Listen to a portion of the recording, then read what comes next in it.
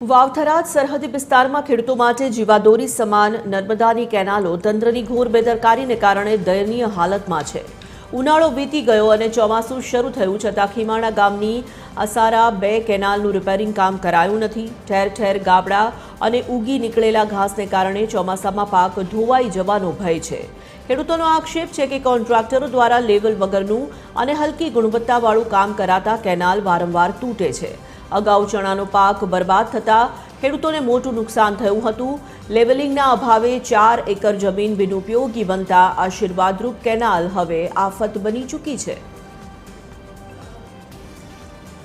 આ વખતે અમે શું કર્યું, આચમનો મહારાજ જાય એટલે અહીં કીધું કે પાણી નહીં આવે। પાણી આવે રાતે આખી રાત પાણી ખેતરમાં આવ્યા કર્યું અને ઘરમાં ઘૂસી ગયું। તાર અમે સવારમાં ભાળ્યું, બરોબર। અને આ પ્રોબ્લેમ તો 2013 ની વાત કરે ઉપર સરકાર તો આગળ પાણી દેતું નથી ના અસારામાં અમે પાણી પાછું આવે એ વખતથી બંધોણે જ નહીં, એ જ વખતથી આ પ્રોબ્લેમ રહે છે। અમારે આ કેનાલ ઓણ જે શિયાળુ સિઝન બે હતા ફેર રિપેરિંગ માટે આવ્યા હતા ત્યારે અમે કંડક્ટરને કીધું હતું કે કેનાલ નું લેવલ કરી નાખો।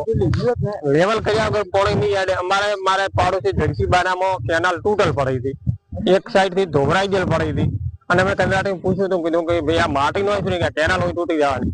ઈ કે અમારામાં નથી આવતી, ઈ તો અલગથી મજૂર આવશે કેનાલ બોધવા માટે। એરિયા કેનાલ હજી ચોમાસો જો શિયાળો જો અને ઉનાળો જો હજી સુધી કેનાલ એમને એમ પડી હતી, હજી કંડક્ટર આવીને અહીંયા રિપેરિંગ કર્યું નથી।